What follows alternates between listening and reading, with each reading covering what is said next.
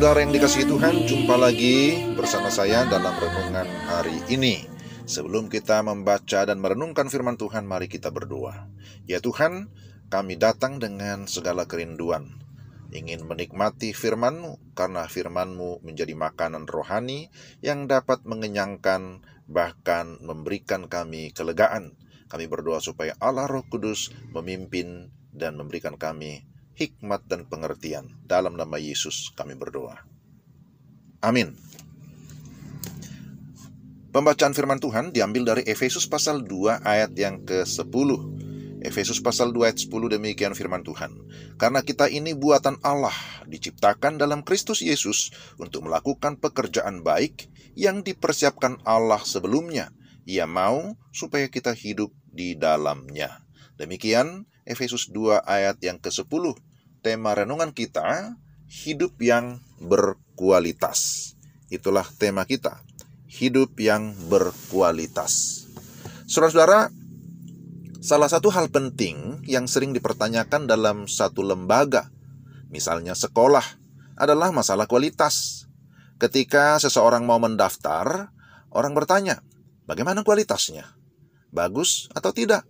Tentu itu berkaitan dengan proses belajar dan hasil atau lulusan sekolah tersebut.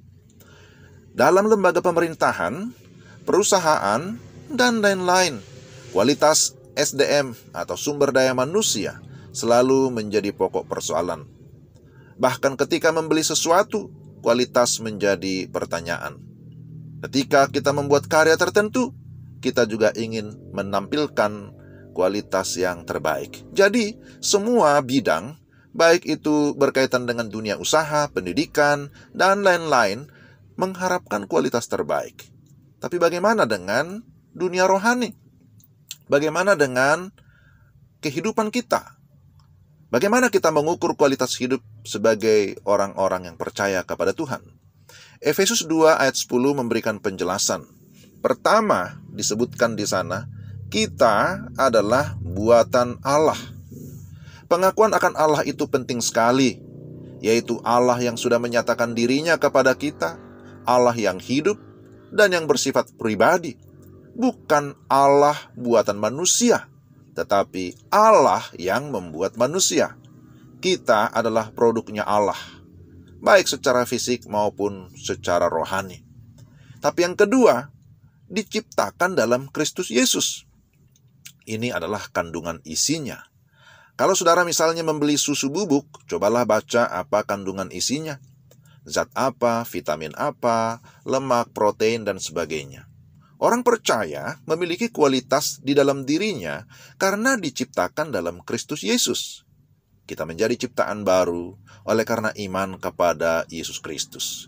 Yesus ada di dalam diri orang percaya, dan kita ada di dalam Yesus.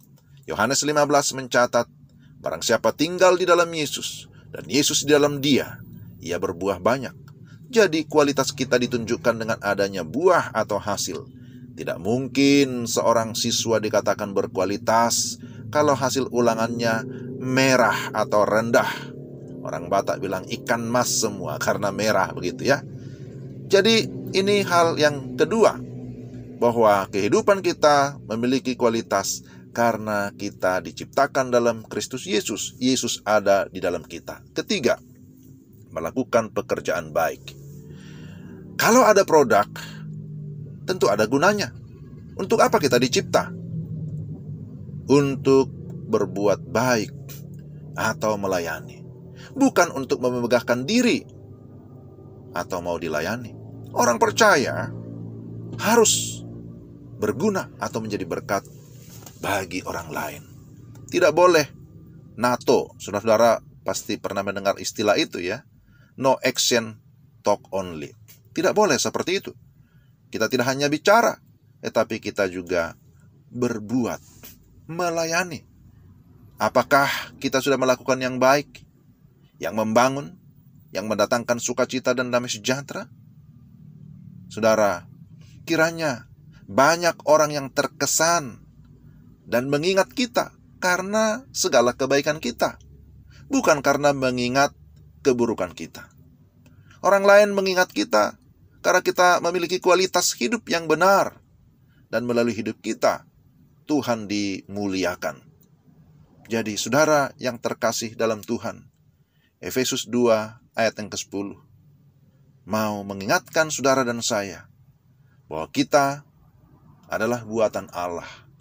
Kita diciptakan dalam Kristus Yesus, bukan hanya secara fisik, tapi secara rohani kita menjadi ciptaan baru. Untuk apa? Untuk melakukan pekerjaan baik, untuk melayani, untuk menjadi berkat bagi banyak orang lain. Kiranya Tuhan menolong kita untuk dapat melakukan firman-Nya. Amin, mari kita berdoa. Tuhan, terima kasih untuk firman-Mu. Mampukan kami untuk menjadi pelaku kebenaran firman. Pakai kami menjadi berkat bagi orang lain. Dan berikan kami kesetiaan melayani Tuhan selagi ada kesempatan. Dalam nama Yesus kami berdoa. Amin. Demikian saudara yang terkasih dalam Tuhan, renungan kita hari ini. Tuhan memberkati kita sekalian. Shalom.